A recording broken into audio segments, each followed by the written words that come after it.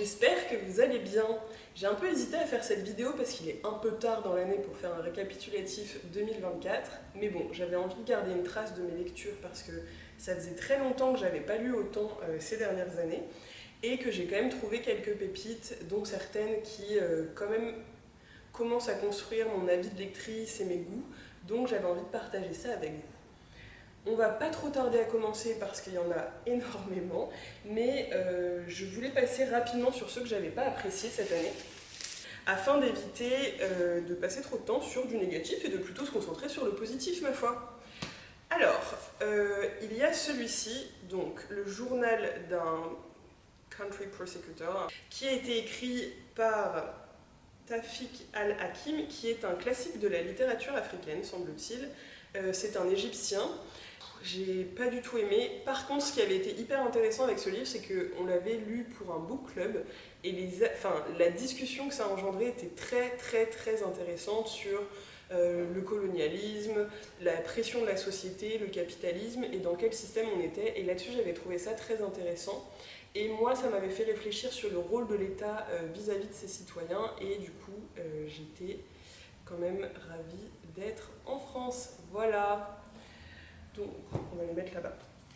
Ensuite, j'ai un petit papier pour parler de mes déceptions, de livres que je n'ai pas parce que je les ai lus sur tablette ou bref, en tout cas, je les ai pas. Il y en a un qui s'appelle My Murder de Cathy Williams, qui était un thriller assez fin, je m'y attendais, j'avais compris. Ça m'a pas marqué, du coup, je l'ai laissé dans un Airbnb, je me suis dit que ça pourrait servir à quelqu'un d'autre. J'ai lu Les 7 maris d'Evelyn Hugo et ça, vraiment, j'ai été très déçue parce que ça a été un énorme livre BookTok. Tout le monde dit que c'est une des raisons pour lesquelles ils adorent Taylor Jenkins Reid. Et j'ai pas compris la hype. Enfin, c'est un bon livre, mais c'est pas un livre qui m'a fait frétiller de la nageoire. Donc ça, un peu déçue. Piranesi de Susanna Clarke. Alors là, j'étais extrêmement déçue parce que pour le coup, on me l'a vendu, survendu. On m'a dit que c'était génial, etc. Et en fait, j'ai pas saisi, je pense. Là-dessus, je suis assez d'accord avec l'imaginaire des mots qui en a parlé et qui disait qu'elle était très déçue. Eh bien, je suis dans la même situation, malheureusement. Mais j'ai écouté un audiobook, celui-là, c'est un des rares. Après, j'ai arrêté parce que je me suis rendu compte qu'en fait, les audiobooks, c'était pas trop pour moi. Ensuite, il y en a un autre que j'ai détesté qui s'appelle Les hommes manquent de courage de Mathieu Palin. Et bien, comme son titre l'indique, c'est un livre qui parle d'un homme qui va manquer de courage. Plus que manquer de courage, en fait, c'est un agresseur qui ne va pas faire face aux répercussions auxquelles il aurait dû faire face. Et en fait, je pense que j'ai pas aimé parce que c'était négatif. How to Love Your Daughter de Hila Bloom, qui est un livre du coup d'une israélienne. Et alors, par le titre, j'en attendais énormément puisque j'aime bien l'étude des relations parents-enfants. Autant ça m'a un peu émue du côté de la mère qui parle de sa fille et pourquoi elle l'aime. Ensuite, on m'a prêté Vivre sans bruit de Samar Seraki des Boutafoko, qui est une Libanaise, française et ivoirienne. Donc en fait, c'est une fille d'expatriée qui vit en Afrique et qui raconte l'histoire de sa vie, comment sa mère est morte, comment elle a grandi à côté de sa famille, ce sentiment d'étrangeté, etc. Je trouvais ça intéressant, mais des phrases très courtes, très rapides, pas une très belle écriture, donc ça m'a pas émue, mais c'était quand même intéressant à lire. Et puis c'est rare d'avoir des récits de personnes qui vivent en Afrique ou qui ont vécu en Afrique et qui voient l'impact que ça peut avoir sur leur vie, même si malheureusement c'était peut-être quelque chose que j'attendais de ce livre et qui n'a pas été au rendez-vous, donc un peu déçue. Là, je vais faire des gens pas contents. Annie Ernaux, je l'ai lu en anglais puisque c'est comme ça que j'ai réussi à me le procurer. L'événement, non. Voilà. Et même si j'ai des petites notes, je sais même plus ce que j'ai noté, je l'ai trouvée courageuse dans le sens où elle explique son mépris de classe alors qu'elle-même vient d'une classe populaire. Donc ça, il faut quand même pouvoir le faire. En revanche, je suis passée totalement à côté, alors que j'avais lu le livre du procès de Bobigny de Gisèle Halimi. Il y a plein de sujets comme ça. C'est un sujet qui m'intéresse, par contre là, vraiment, je suis passée totalement à côté. Et c'est le deuxième livre d'Annie Ernaux que je lis, et je crois que ce n'est pas une autrice pour moi. Donc je ne sais pas si je vais continuer ces livres. Après, ils sont petits, c'est pas des très gros engagements, et c'est une grande figure du féminisme français. Mais voilà, je passe un peu à côté à chaque fois. Déception, Joseph Kessel à l'Académie française. J'ai pas accroché sur Fortune Carrée, un peu trop perché pour moi. J'espère aimer certains autres de ses livres. Pour ceux qui ne le connaîtraient pas, c'est un journaliste qui parle de ses expériences en Afrique, au Moyen-Orient. C'est un peu daté, hein, on va avoir des mots qui sont plutôt ce qu'on pourrait appeler racistes. Mais personnellement, je ne suis pas contre le fait de lire ces livres parce que je pense que c'est aussi intéressant d'avoir d'autres points de vue et surtout, c'est aussi des récits d'une autre époque. Il faut se remettre dans un contexte et je pense que c'est toujours intéressant d'avoir des traces de l'histoire. C'est des récits qu'on a très peu sur des régions du monde qu'on connaît mal et qui ont été explorées par lui et les personnes qu'il rencontre de façon assez différente de celle qu'on a aujourd'hui. Et du coup, je trouve ça très intéressant. Donc, je continuerai à lire du Kessel, mais celui-là, je l'ai manqué un peu, et c'est peut-être parce que c'est son livre un petit peu plus romanesque, donc moins pour moi, mais on continuera d'essayer. Ensuite, j'ai lu Un malentendu d'Emmanuel Bove. Je sais pas de quoi ça parle. Enfin si, d'un malentendu. Et ça, vous savez, c'est le genre de livre qu'on vous donne quand vous achetez des livres en librairie. Et ben j'arrête de les prendre parce que si on nous le donne, en général, c'est que c'est pas ouf. En tout cas, moi, à chaque fois, je suis déçue à chaque fois qu'on me donne un livre, donc j'arrête. Stop, Les pensées de Marc Aurèle, très intéressant, très philosophique, mais déçu parce qu'en fait, je m'attendais à un récit construit, et en fait, c'est des notes, c'est un journal, et toute personne qui a tenu un journal sait que ça fait pas sens. Enfin, à moins qu'il soit réécrit, romantisé, nouvélisé, etc., c'est pas non plus hyper intéressant à lire. Il avait quand même des pensées très, très intéressantes, hein, c'est pas pour cracher dans la soupe, mais bon voilà, j'ai trouvé ça un peu indigeste. Je pense que j'ai pas trouvé la façon de le lire qui me convient, et du coup je passe un peu à côté. Mais c'est pas un grand nom, ça reste un classique, je les lirai. Khalil Gibran, Le Prophète. Je ne sais plus d'où est originaire Khalil Gibran. C'est un classique hein, aussi, Le Prophète. Il y a quelques réflexions que je trouve intéressantes, mais finalement, j'ai pas trop. Enfin, c'est des réflexions qui sont assez basiques sur l'amour, l'amitié, la famille, la foi également. J'ai pas trouvé que l'écriture était fabuleuse, donc un peu déçue, parce qu'on en fait quand même tout un foin. Après, encore une fois, c'est pas un gros engagement. Losing the Plot par un Ghanéen qui s'appelle Derek Owusu. Alors là, j'étais hyper contente de lire un livre du Ghana, mais malheureusement, je suis passée totalement à côté. C'était très lyrique et je n'ai pas trop compris là où il voulait en venir. C'est entre le poème et le livre et du coup, ça n'a pas fonctionné pour moi, malheureusement. Un petit thriller qui s'appelle The Baby Is Mine, qui malheureusement n'a pas fonctionné, d'une auteure que j'avais lue quand j'étais plus jeune, qui s'appelle Oyinkan Braithwaite, désolée pour la prononciation, thriller beaucoup trop prévisible, je suis passée totalement à côté. Ce livre, je l'ai 100% acheté pour la couverture et le titre que je trouve absolument fabuleux, La Palourde de Sigolène Vincent. Je suis ravie de l'avoir acheté, je suis ravie qu'il soit dans ma bibliothèque, mais l'histoire ne m'a pas plu du tout. Je pensais que ça allait vraiment être un récit fantastique d'une femme qui se transforme en palourde, et en fait, non. Enfin, oui et non, c'est très bizarre. J'avais l'impression d'avoir pris toutes les drogues du monde et de lire un livre sous psychédélique ou j'en sais rien. Vraiment très étrange et je suis un peu passée à côté, mais du coup c'était un peu marrant quand même à lire et franchement, pardon, mais encore une fois, magnifique couverture. Drifting Dragons de Taku Kuwabara. Un petit manga sur la chasse aux dragons, alors un peu difficile à regarder parce qu'il mange des dragons et qu'il les coupe en morceaux. En revanche, j'ai beaucoup aimé les dessins et notamment les dessins avec les dragons. J'espère que ça va faire le focus, que j'ai trouvé très joli et voilà, mais l'histoire ne m'a pas accrochée donc je ne pense pas continuer. Et à chaque fois que je lis un manga et que je vois la couverture, je me dis que c'est quand même dommage que ce ne soit pas imprimé en couleur parce que franchement, magnifique. On Earth We're Briefly Gorgeous de Ocean Vuong qui a été un énorme succès partout sur les plateformes où on parle de livres. Très violent. J'ai pas tout suivi, j'ai bien aimé la réflexion sur l'amour homosexuel, sur la relation à la famille, notamment quand elle parle pas la même langue que nous. En revanche, je sais pas, je suis passée totalement à côté, mais je pense que c'est quand même un livre sur lequel je reviendrai et qui a notamment une citation que je n'avais pas soulignée à l'époque et c'est un peu dommage, mais qui parle du fait qu'il apprend que l'amour fait mal. et je n'aime pas ça, mais j'y pense souvent quand je lis des livres sur des thèmes un peu similaires, à savoir des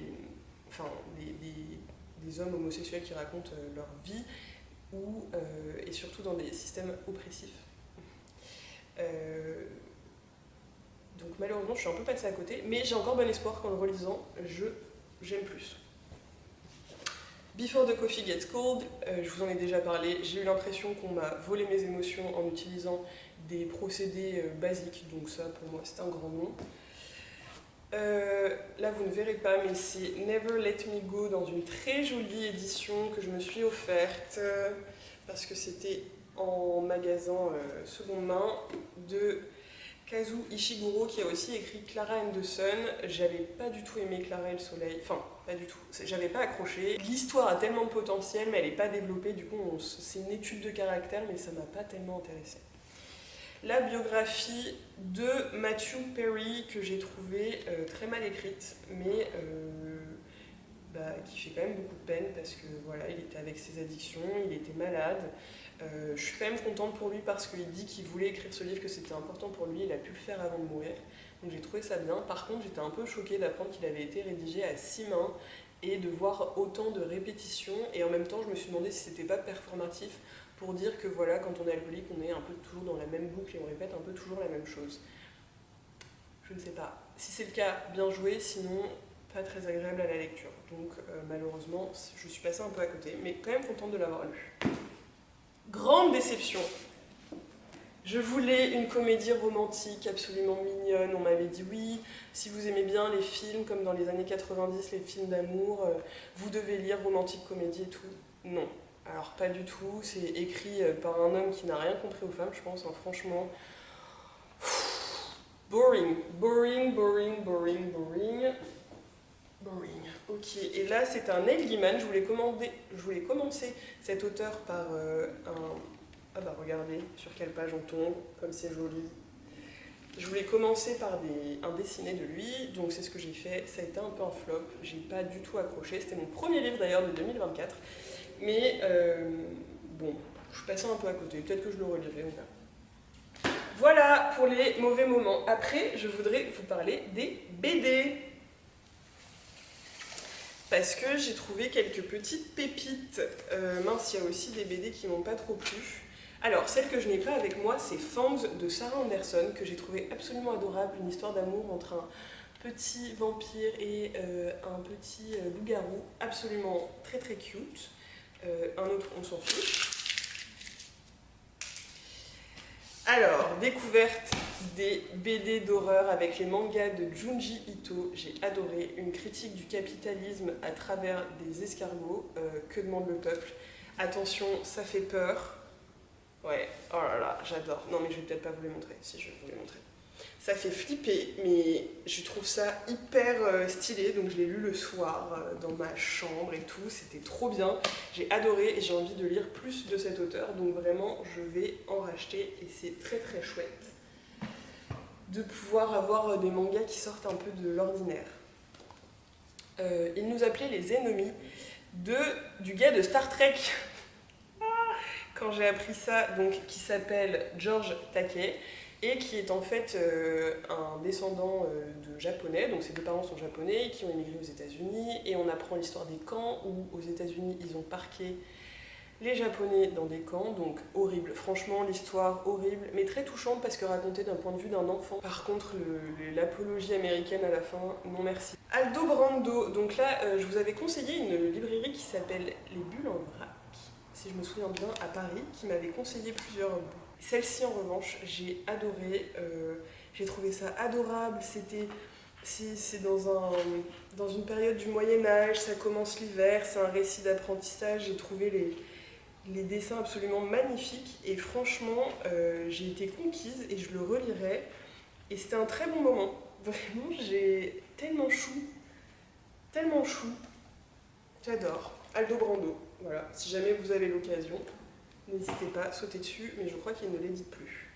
Birthright, début d'une saga, malheureusement c'est un flop, je sais pas pourquoi je ne l'ai pas mis avec les autres. Et là, je vous présente ma série préf, C'est les Aya du Yopougon.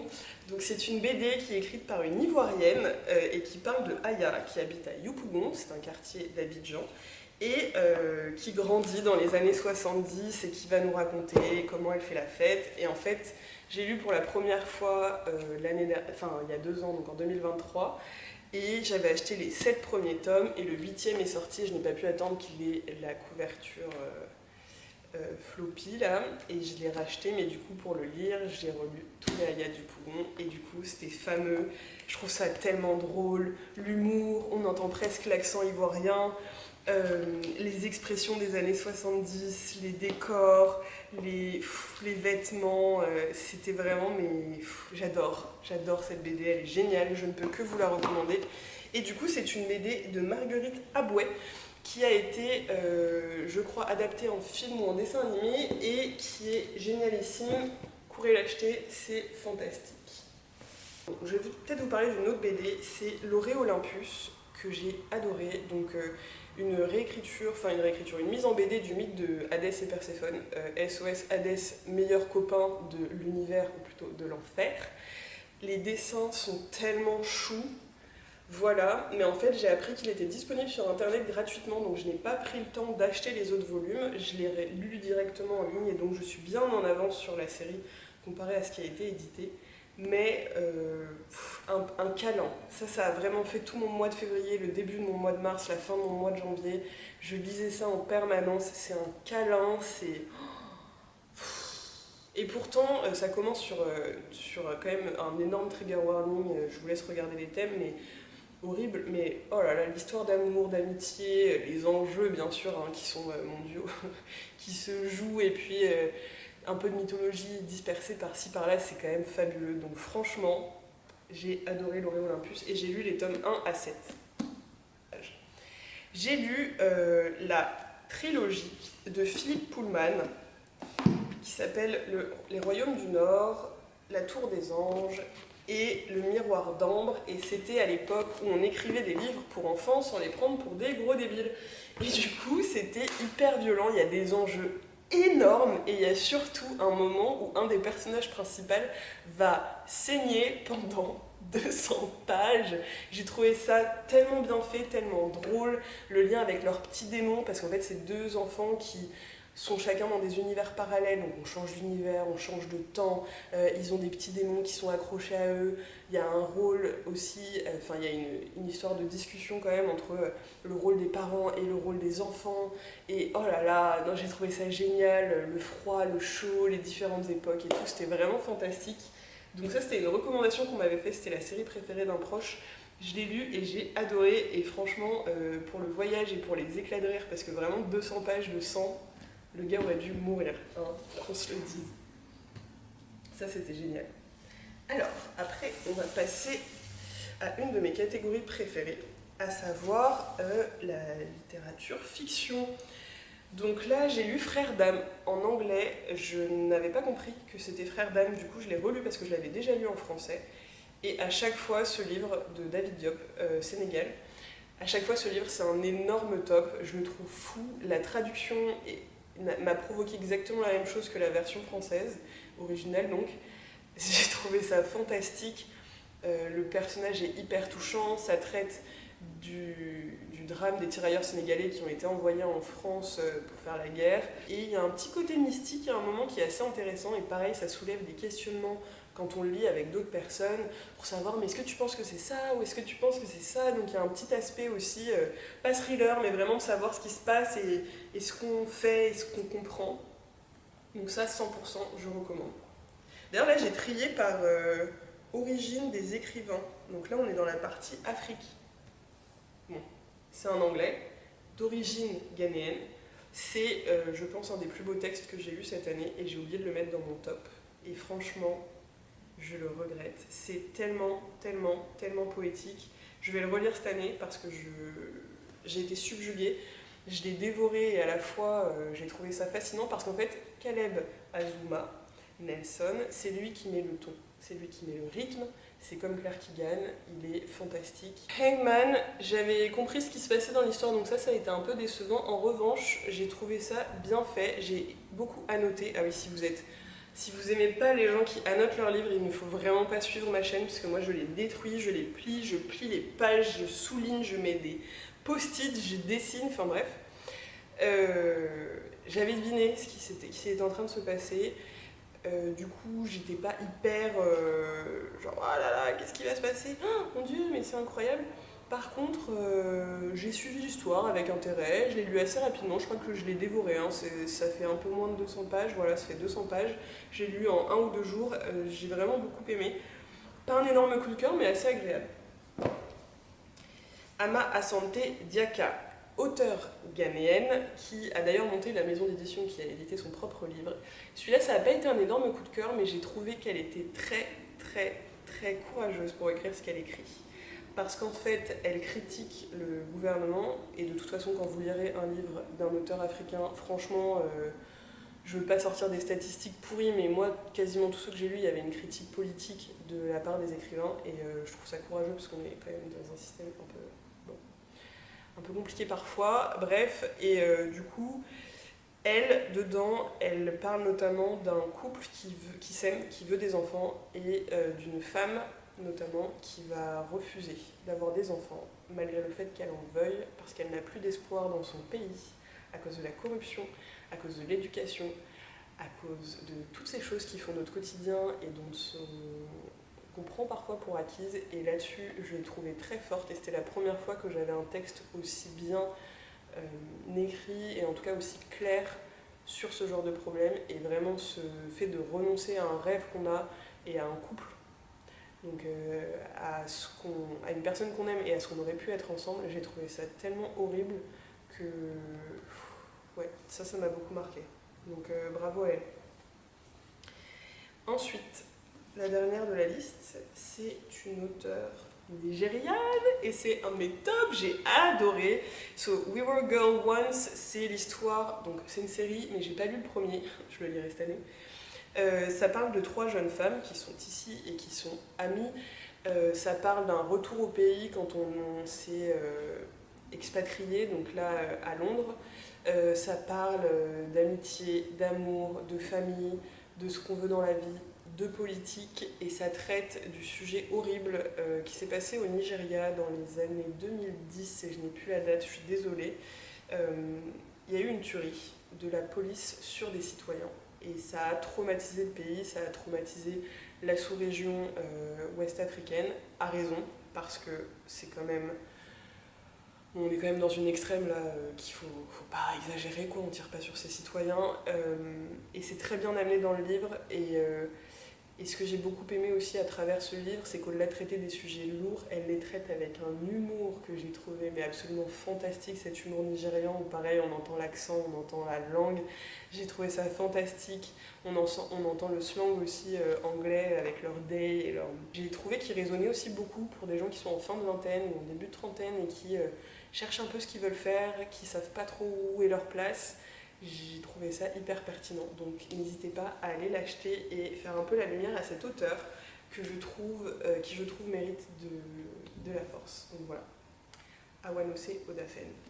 Après il y a d'autres fictions que j'ai lues en digital. Il y a Really Good Actually de Monica Aissey, et alors là je l'ai trouvée insupportable, et à la fois je me suis dit que parfois je la trouvais tellement insupportable que peut-être c'est parce que je me reconnaissais, donc je sais pas trop si j'ai bien aimé ou pas, mais en tout cas c'était là.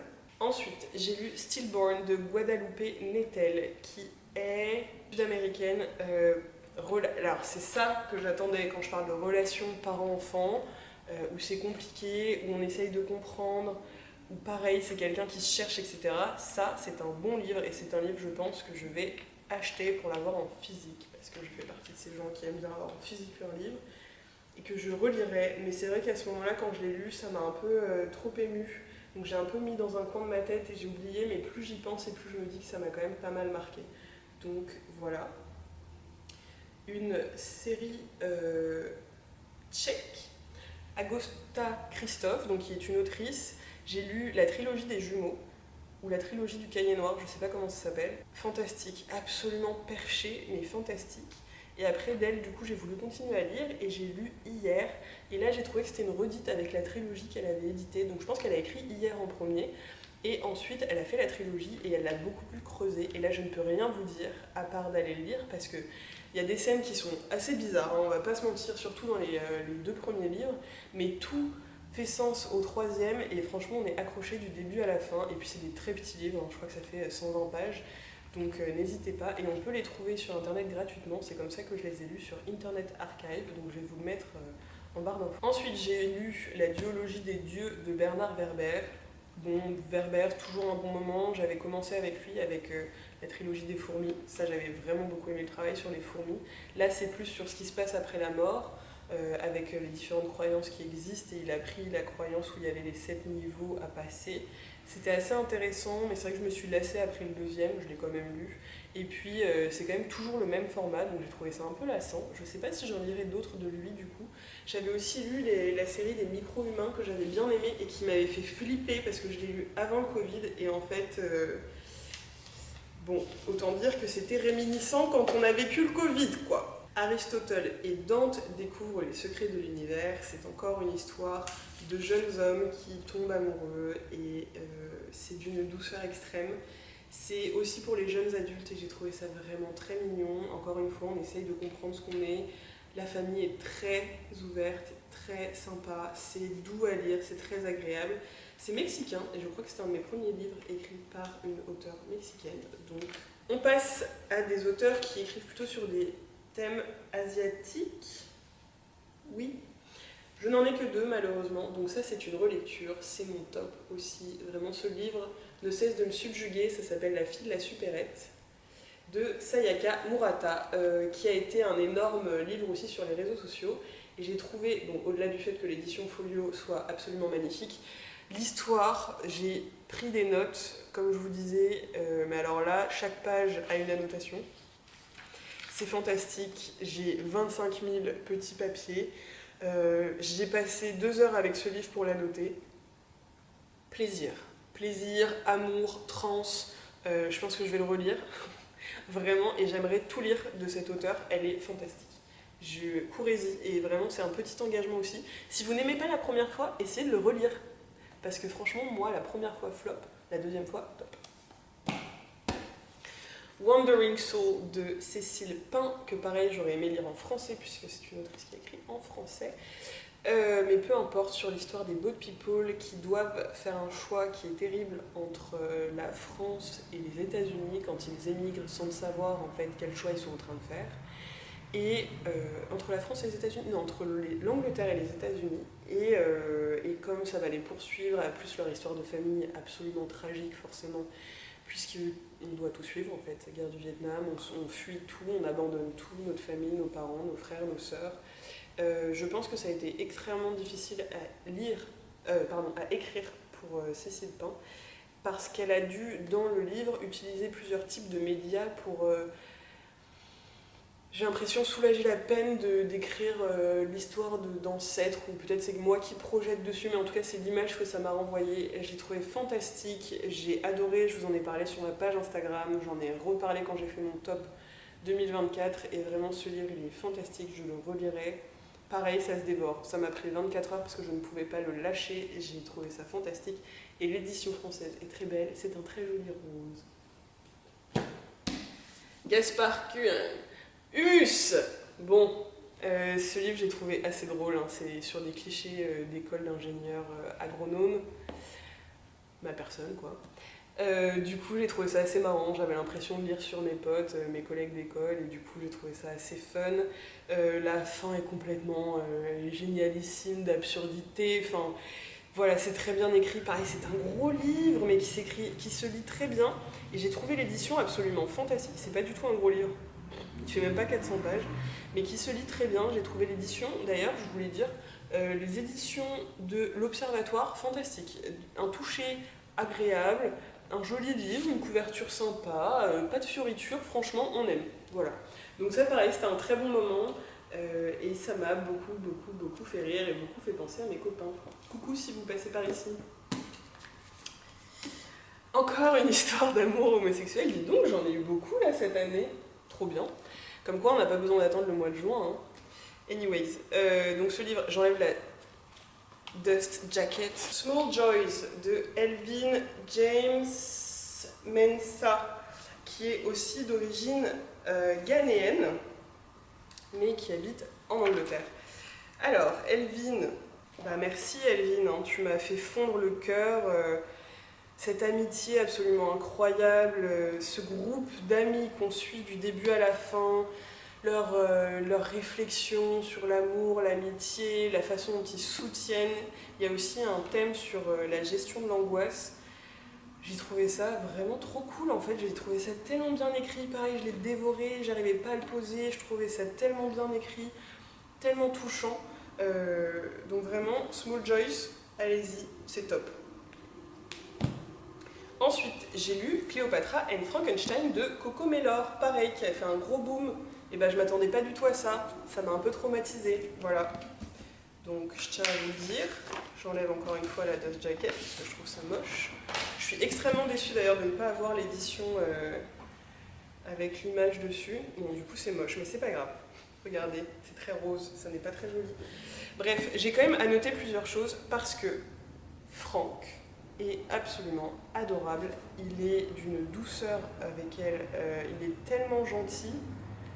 Bon, il a ses problèmes, hein. Et ils ont d'ailleurs tous les deux de très gros problèmes. Moi, j'avais pas du tout compris ça, parce que j'aime bien aller dans les livres à l'aveugle, donc ça c'est cool, hein. Parfois il y a des surprises, parfois il y a des déceptions.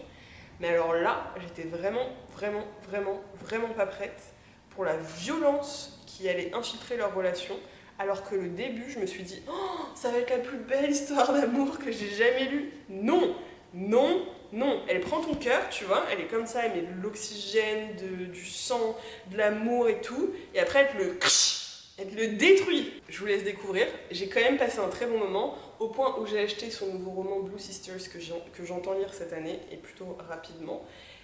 Mais waouh, ça m'a retourné le ventre.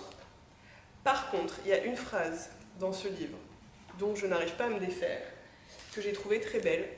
Il lui dit « Mais qui sait ce que tu vas être? Tu es toujours en train de devenir. » Et j'ai trouvé que c'était le résumé exact de la vie entre 20 ans et 40 ans. Et peut-être après encore, en fait, arrêtons de nous foutre la pression à vouloir être quelqu'un, savoir ce qu'on est, etc. On n'en sait rien. Et puis on a le droit de changer. Et c'est même bien de changer. Et c'est bien d'apprendre qui on est et de continuer à devenir. Parce que c'est ça en fait la vie. Et cette phrase m'a... mais... Oh, elle m'a fait du bien, elle m'a fait du bien, et je la retrouve beaucoup dans d'autres livres que je lis cette année, dont on parlera plus tard. Un mammouth. J'avais très peur de lire Anya Yanagihara, désolée pour la prononciation, qui est une auteure hawaïenne, donc américaine hawaïenne, qui met en avant d'ailleurs la culture hawaïenne dans ce livre, et ce que j'ai trouvé très cool parce que c'est une culture que je ne connais pas beaucoup. Elle la met pas méga en avant, mais elle en parle déjà, c'est pas mal. Et en fait, elle en fait une normalité, ce qui est peut-être la façon la plus cool de mettre en avant des cultures.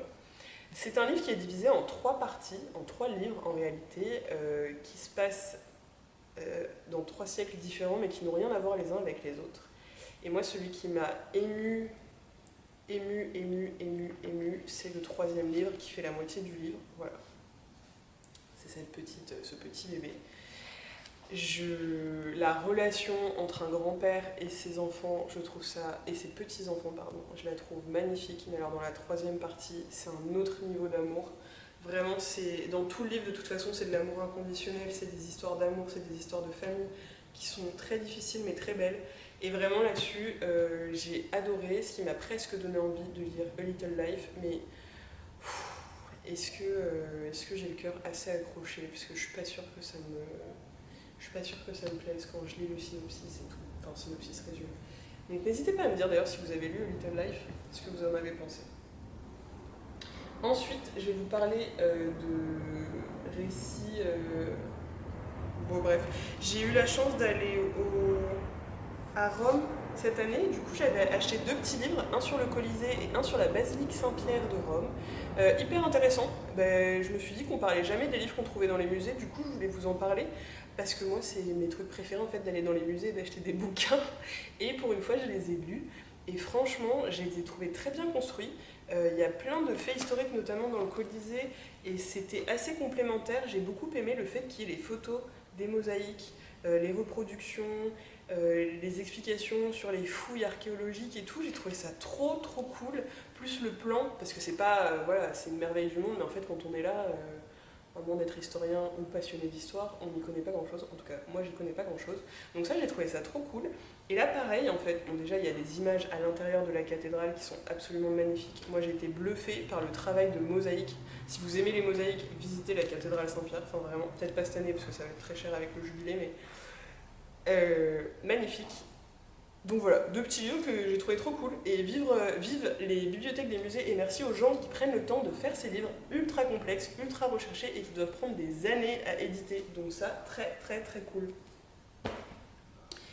Et j'ai lu Naufragé volontaire d'Alain Bompard, qui est la promotion de son bateau, le Bompard, son bateau de sauvetage. Et ça, j'ai trouvé ça fou parce que quand je l'ai lu, je prenais le temps d'avoir une musique qui parlait de la mer et de faire sur Pinterest un petit tableau. Un tableau avec toutes les choses qu'il nomme, donc les poissons, les dauphins, les baleines. Enfin, c'est absolument fantastique, ça m'a vraiment fait voyager. Et au-delà du fait que le mec est complètement fou, il fait une transatlantique sur son Bompard sans nourriture. Il boit du jus de poisson et tout, enfin, c'est horrible. Mais franchement, le mec est impressionnant. Et j'ai trouvé ça assez fantastique. Et il a même des photos d'archives à l'intérieur. C'est pas du tout un livre vers lequel je me serais tournée, mais bon, on me l'a prêté, donc je l'ai lu. Et franchement, c'était très très très cool. Et maintenant, on va passer au classique. Alors, je vais peut-être commencer par lui, qui est pour moi à jamais un flop, je crois, hein, Le Seigneur des Anneaux. J'adore l'édition. Je suis un peu dégoûtée parce qu'en fait, avec la lumière, il n'a pas du tout la même couleur ici, mais bon, c'est pas très grave. J'ai essayé de rentrer dans ce livre, d'apprécier l'univers, les descriptions, etc. Mais malheureusement, je crois que ça n'est pas pour moi. Je sais que je ne suis pas seule, mais j'étais un peu déçue que ça m'ait pas plu. Et voilà. Mais bon, c'est pas grave. Je suis quand même admirative du monde qu'il a créé, l'alphabet, toutes les légendes autour. Les elfes, les trolls, les hobbits, je trouvais ça fantastique, mais par contre vraiment j'ai lu le Hobbit et j'ai lu ça de lui et non. Mais bon, je pourrais dire que j'ai essayé, plus qu'essayé. Ah oui, par contre les scènes de fin, waouh, bravo au réalisateur du film parce que franchement c'est les mêmes. C'est les mêmes, je les voyais pendant que je lisais, c'était incroyable. Voilà, la fin j'ai adoré. Peut-être parce que je me rapprochais de la fin d'ailleurs. Ensuite, je vais vous parler de Victor Hugo, que j'adore. J'ai lu Claude Gueux, L'art d'être grand-père, donc un recueil de poésie de lui. Claude Gueux, j'ai trouvé ça fantastique. Les réflexions politiques sur l'éducation et sur la peine de mort sont absolument fantastiques. Donc Victor Hugo, quoi. Et L'art d'être grand-père, bah, je fonds. Hein. Enfin, franchement, c'est comme ce que je vous disais avec To Paradise. Moi, je peux pas, en ces relations-là, c'est pas possible. Il aime tellement ses enfants. Et alors, il a écrit un truc que j'ai trouvé ouf. La plus tremblante oublie un désir de frémir. Jeanne a cette habitude aimable de dormir. Et la mère, un moment, respire et se repose, car on se lasse, même à servir une rose. Et j'ai trouvé que c'était une très belle façon d'expliquer que ce n'est pas parce qu'on aime ses enfants qu'on doit être absolument content tout le temps de s'occuper d'eux et que parfois on est fatigué et c'est normal et qu'on se lasse même de servir une rose. Voilà. Donc ça c'est pour les petites mamans fatiguées, on vous voit. Hein. Ensuite, j'ai lu le premier tome de La recherche du temps perdu du côté de chez Swann de Proust et je n'ai pas aimé, mais je pense que je vais le relire parce qu'en fait maintenant que j'ai une plus grande vision du classique et que j'aime des choses différentes du moment où je l'ai lu, même en un an, hein, les goûts changent rapidement. J'ai très envie de le lire et surtout, je l'ai lu sur tablette et en livre audio. Et en fait, je crois que ça n'est pas fait pour ça. Voilà, c'est des livres qui ont été écrits pour être lus et c'est des livres qui doivent prendre du temps et donc je le lirai différemment. C'est un peu comme la réflexion sur Marc Aurèle. Je pense qu'il y a des livres qui se lisent d'une certaine façon et celui-là, je l'ai mal lu, donc je veux le relire. Une déception, L'Utopie de Thomas More que j'ai trouvé. J'ai attendu 10 ans de lire ce livre et franchement, mais quelle énorme déception pour moi. Oh là là, je trouvais ça tellement pénible à lire. Heureusement que c'était court. J'en ai rien retenu. Par contre, j'ai lu Benjamin Button de F. Scott Fitzgerald. J'ai lu aussi Le Great Gatsby de lui, mais c'était en 2023. Benjamin Button, j'adore le film. Alors là, c'était une nouvelle. Je ne savais pas que c'était une nouvelle. C'est tout petit, ça se lit très très vite, en 1 heure, 2 heures. J'ai adoré, j'ai trouvé que le film en plus était très fidèle à la nouvelle alors qu'il est très long et que la nouvelle est très courte. Enfin, c'était vraiment mais génial, génial, génial, génial. Donc ça pareil, je recommande 1000 fois. Après, mon mammouth, le comte de Monte Cristo qui a changé ma vie. Alexandre Dumas, je t'aime. Mais franchement, mais ce livre est juste oufissime. Il y a 1200 pages et j'ai tout aimé. Attendre et espérer, quoi. Attendre et espérer. Le gars est complètement fou. Peut-être que vous avez vu le film et je suis dégoûtée. J'aurais dû lancer ma chaîne YouTube au moment, l'année dernière, au moment où je le lisais. J'aurais été genre sur la vague. Mais franchement, j'ai pleuré. J'ai pleuré au bout d'une centaine de pages. J'ai eu le cœur qui battait comme ça, là, au tout début, quand il est à If. J'en pouvais plus. Après, je pleure quand il voit cette apparition incroyable. Et puis après, toute cette histoire d'amour là, entre les enfants. J'ai trouvé ça trop beau. Oh là là. J'ai adoré, et c'est là où je me suis dit, en fait, les gros livres, c'est la vie, parce qu'on est tellement avec les personnages, on les suit pendant tellement longtemps, on a tellement de temps de s'attacher à eux, que c'est hyper agréable et qu'on est triste à la fin alors qu'on a lu 1200 pages. Je l'ai dévoré, mais quand je vous dis je l'ai dévoré, je l'ai lu, je crois, en 20 jours. J'ai trouvé ça oufissime, oufissime.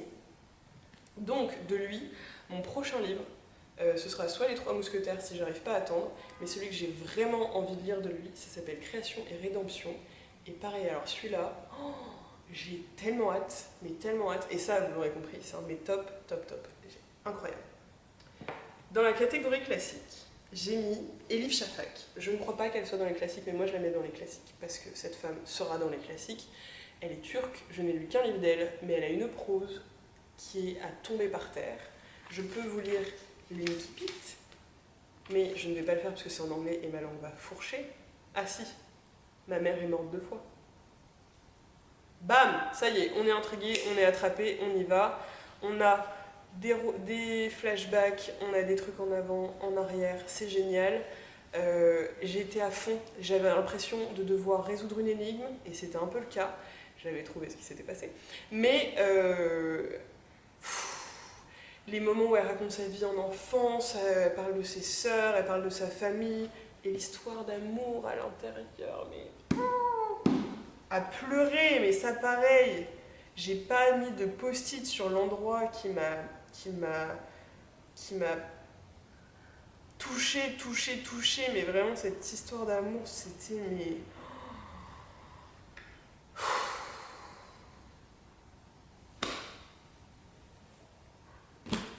lisez-le. Lisez-le. Elif Shafak. Et moi, je veux tout lire d'Elif Shafak. Voilà, je veux tout lire, je veux m'imprégner. Incroyable autrice, une plume incroyable, et je m'efforcerai de le lire en anglais, car je trouve qu'elle a le courage d'expliquer que si elle n'utilisait pas l'anglais, elle ne serait pas capable d'écrire des histoires sur son pays, la Turquie, parce qu'il y aurait des pressions sociale qu'elle s'imposerait elle-même, et je trouve ça assez intéressant. Chinua Achebe, Things for the Port, donc c'est un classique de la littérature africaine. Chinua Achebe est un auteur nigérian, vous l'aurez compris, je les aime beaucoup. Et ce livre ne m'a pas du tout déçu. Il fait partie d'une trilogie qui s'appelle la trilogie africaine. Je ne sais pas si je la lirai parce que finalement c'était plutôt le premier qui m'intéressait.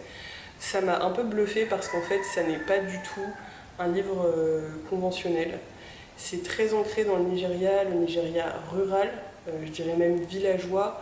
On est pré-colonisation et on suit ce Okonkwo qui est un personnage horrible mais à la fois complexe, qui m'a beaucoup intéressée, dans lequel j'ai pu me retrouver parfois et pour lequel j'ai eu beaucoup de haine à certains moments.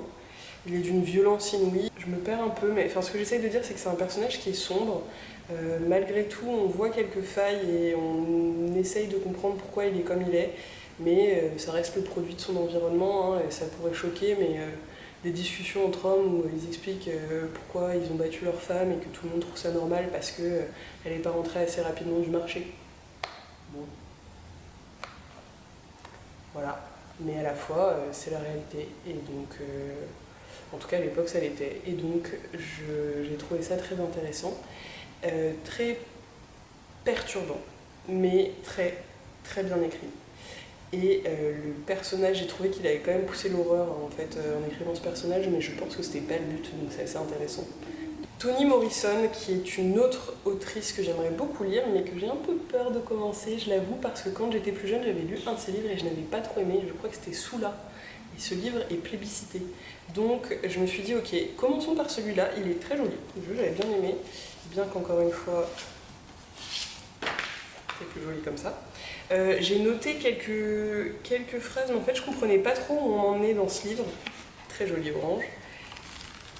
Et j'ai fait cette chose que je fais parfois, c'est-à-dire que je n'ai pas lu l'introduction, j'ai lu le livre, et ensuite j'ai lu l'introduction. Et je pense que c'est comme ça qu'il faut lire ce livre, donc ça devrait être une explication de texte, une annexe. Introduction de Zadie Smith, ce qui m'a convaincue de la lire d'ailleurs parce que... Il est où? Caleb Azuma, dont je vous parlais avec Open Water, dit que dans certaines interviews que Zadie Smith et notamment NW, donc Northwest, qui est un opus sur le nord-ouest de Londres, l'a beaucoup inspiré pour Open Water. Et du coup j'ai beaucoup envie de le lire, et il est dans ma bibliothèque, donc ça tombe bien. Donc Zadie Smith, et ce qui m'a aussi donné envie de le lire, du coup c'est l'introduction qu'elle a écrite pour ce livre. La chute. C'est cette introduction qu'elle a écrite pour ce livre qui explique l'erreur que l'on peut faire.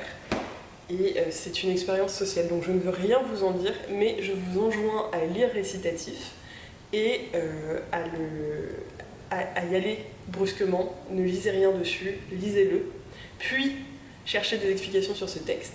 Et de toute façon, pour en discuter, parce que Toni Morrison, c'est une autrice qui m'attire beaucoup, mais en même temps, prix Nobel de littérature, pour son œuvre.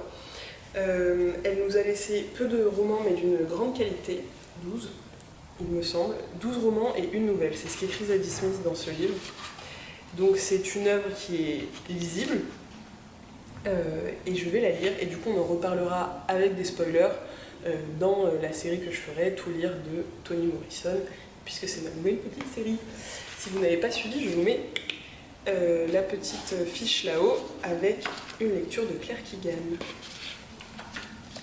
Mais Récitatif, et je trouvais ça fantastique. Ensuite, j'ai lu, alors ce projet qui m'a pris 7 mois, j'ai lu la Bible parce que c'est un classique sur lequel s'appuient beaucoup de livres, et notamment quand on commence à lire des Dumas, Le Comte de Monte-Cristo, La Providence, quand on lit Notre-Dame de Paris, etc., c'est des auteurs qui étaient extrêmement croyants, chrétiens, catholiques, mais de toute façon quand on s'intéresse un peu à l'histoire d'Europe, enfin, c'est vraiment hyper intéressant d'avoir la Bible, et du coup j'avais pris le temps de la lire, ça m'avait pris 7 mois, et je l'avais beaucoup annotée, j'avais beaucoup écrit, c'était assez marrant, il y avait quelques références culturelles déjà dans le livre, notamment le titre d'une auteure camerounaise que j'adore qui s'appelle Calixte Beyala, et qui avait écrit un livre qui m'avait retourné le cerveau qui s'appelle C'est le soleil qui m'a brûlé.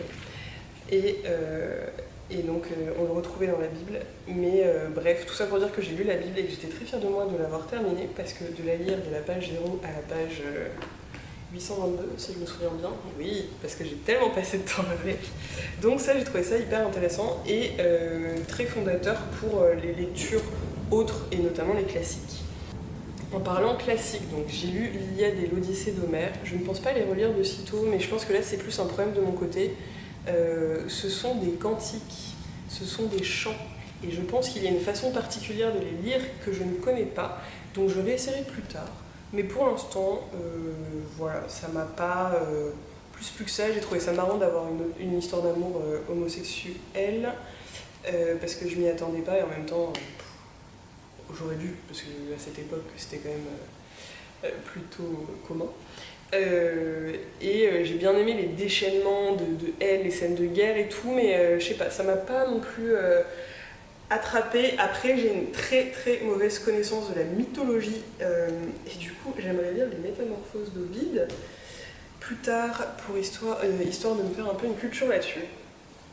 Ensuite, je vous parlerai de mon préféré plus tard, mais D'abord, il faut que je vous parle donc des Nuits blanches de Dostoïevski que j'ai lu en anglais et c'était suivi de Le rêve d'un homme ridicule. Et les deux vraiment flop. Pour moi, flop, mais je pense qu'en fait Dostoïevski, le lire en anglais, c'est une très très mauvaise idée. En tout cas, personnellement, je ne suis pas bilingue, même si j'ai un franchement bon niveau d'anglais. Donc là, pour moi, je suis passée à côté.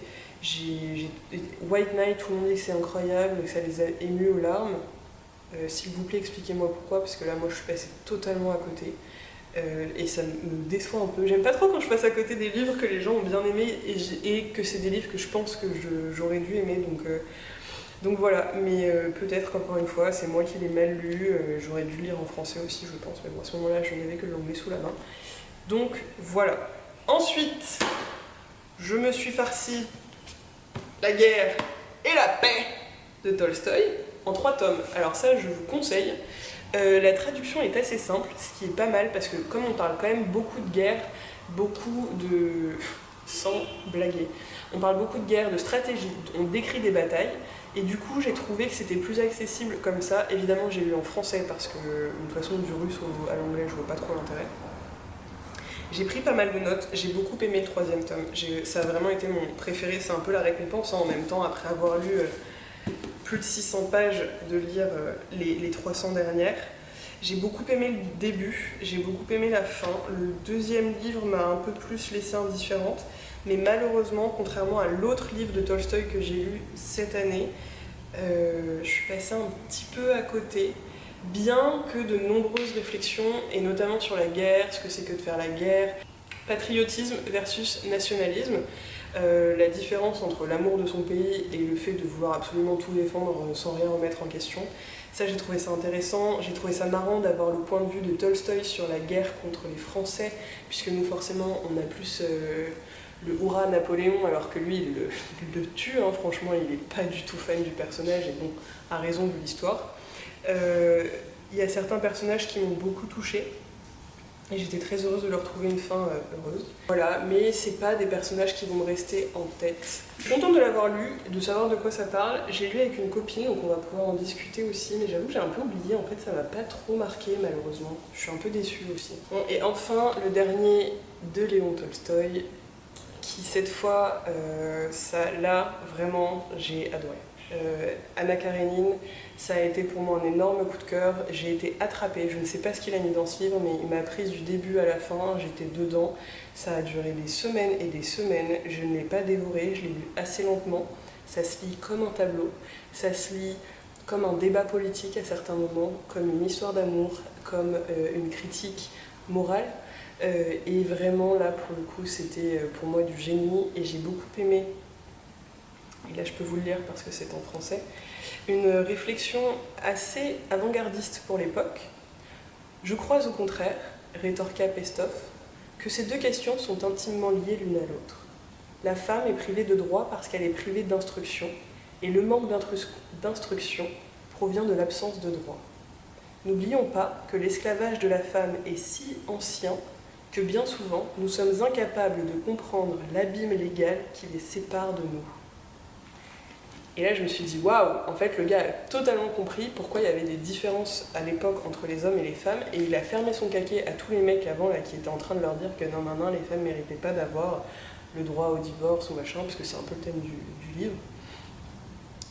Fascinant. Fascinant. Et après, pour moi, il y a la plus belle demande en mariage de l'histoire de l'humanité, qui m'a énormément touchée, et qui s'avère être en fait la demande en mariage que Tolstoï a fait à sa femme dans la vraie vie. Et ça, je l'ai appris grâce aux notes de l'édition du coup Folio Classique qui sont vraiment géniales. Et j'ai adoré aussi pouvoir lire la correspondance entre Tolstoï et Dostoïevski où il lui disait qu'il était en train de faire quelque chose de bien, et un autre de ses amis dont j'ai oublié le nom qui lui disait pareil qu'il était en train de faire quelque chose de bien avec Anna Karénina et qu'il ne fallait pas qu'il lâche parce que c'est un travail qui lui a pris des années. Et franchement, je suis ravie pour nous qui nous ait laissé cette œuvre qui est vraiment fantastique. J'ai adoré. Voilà, ça conclut mes lectures de 2024. Franchement, Il y a eu des trop bons moments. Je suis trop reconnaissante d'avoir pu lire tous ces livres, d'avoir découvert autant d'histoires, de m'en souvenir, d'avoir été émue aux larmes, d'avoir ri, d'avoir réfléchi, d'avoir rencontré des personnages. C'est fou comme quand on aime lire, les personnages, les histoires commencent à faire partie de notre vie et nous influencent. Et c'est d'ailleurs une question à laquelle je ne sais jamais répondre. Est-ce qu'il y a un livre qui t'a changé la vie ? Si vous en avez, n'hésitez pas à les mettre en commentaire. Moi, je crois que c'est l'accumulation des lectures qui change ma vie. Et je suis très heureuse de partager ça avec vous. Et on se revoit très vite. Bye bye!